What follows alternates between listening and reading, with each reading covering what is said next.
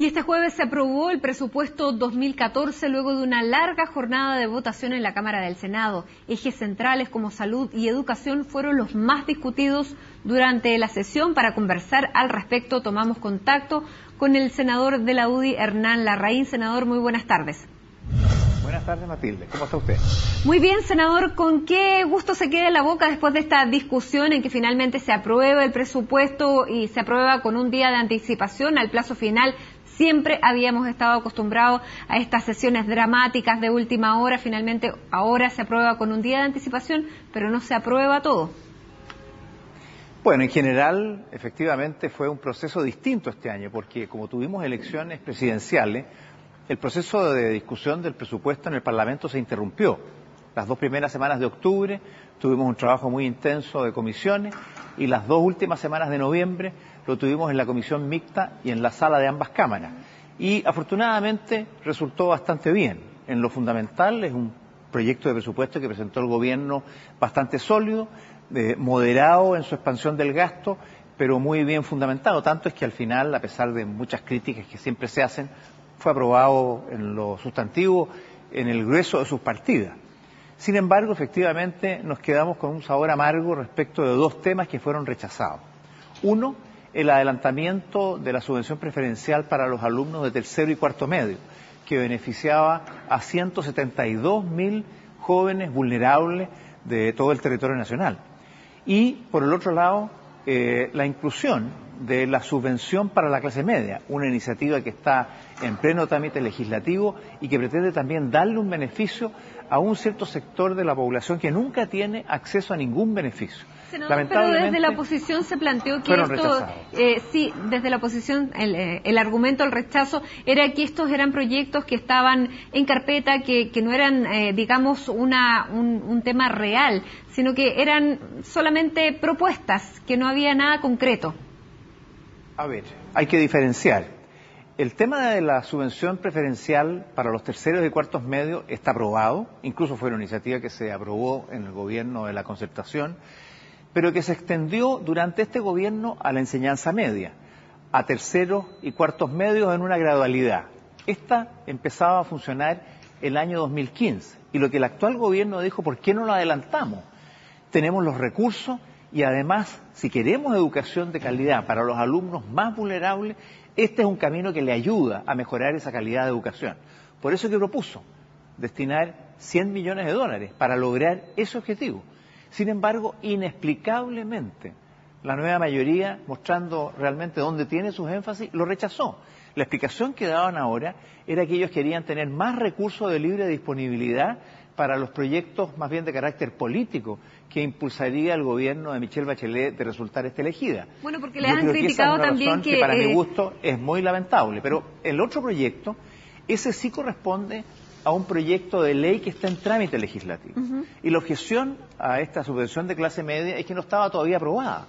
Sin embargo, el año 2008, la Concertación, cuando estaba discutiéndose el proyecto que precisamente creaba la ley de subvención preferencial y todavía no estaba aprobado, al igual que el proyecto de ley que da la subvención a la clase media, propuso en la ley de presupuesto destinar recursos que, de ser aprobada la ley, tendrían como destino ese objetivo. Es lo mismo que se acaba de hacer hoy día. Sin embargo, lo que ayer era válido, cuando ellos lo propusieron, ahora no les pareció válido. En realidad, yo creo que en el fondo no les interesa destinarle recursos a la clase media. Senador, más que eso puede ser una de las razones las que plantea usted, puede ser otra también que los fondos de libre disposición son bastante, como ellos han calificado dentro de la oposición, bastante más mezquinos que lo que ellos dejaron al gobierno del presidente Sebastián Piñera. Ellos pedían cerca de $700 millones, sin embargo se dejan 380 y el argumento es que se pueden hacer reasignaciones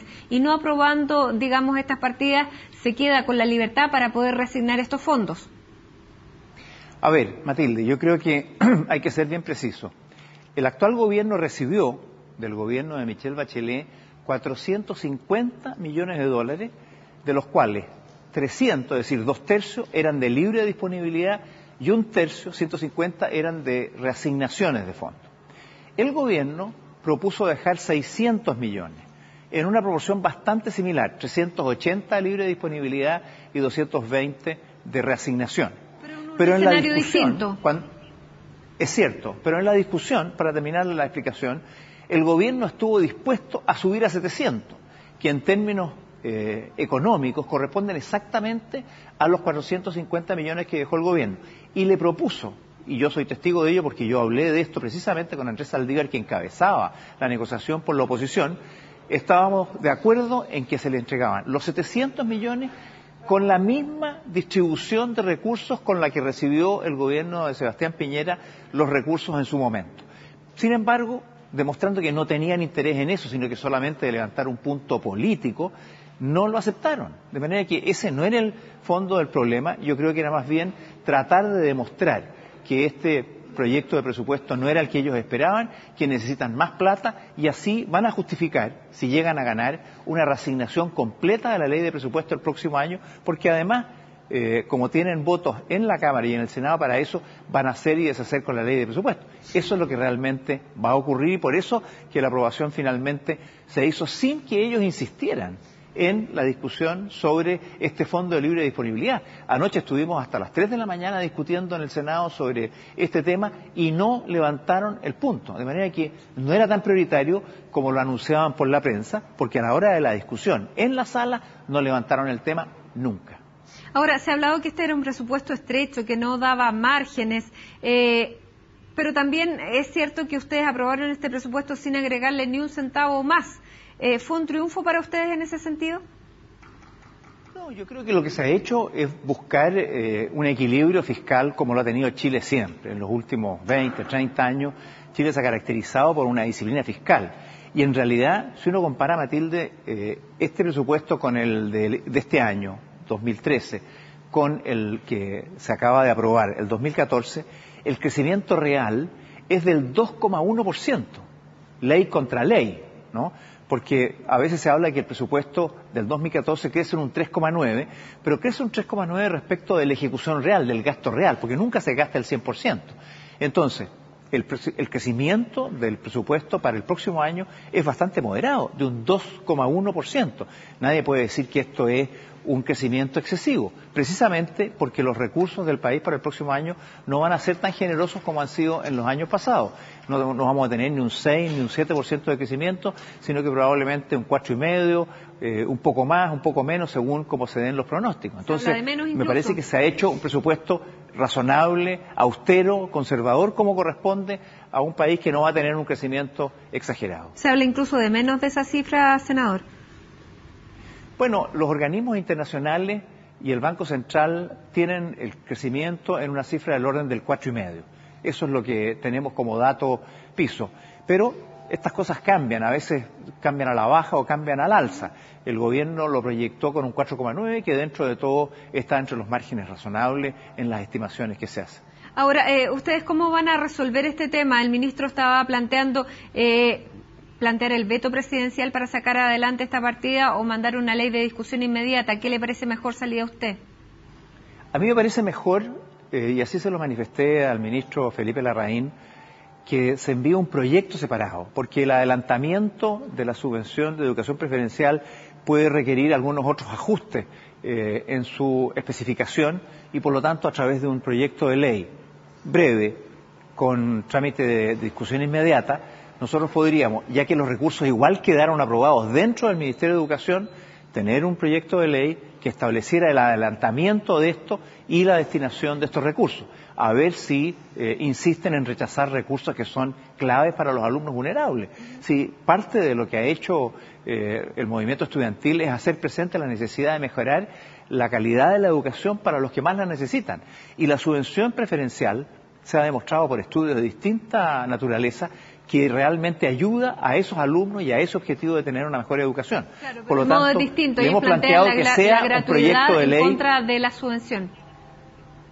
No, lo que pasa es que esto es alumnos que pueden estar en gratuidad. No estamos hablando de una situación distinta. De hecho, de los 172.000 alumnos que son beneficiados, del orden de 120.000 pertenecen a liceos y por lo tanto son alumnos que tienen de certeza gratuidad total.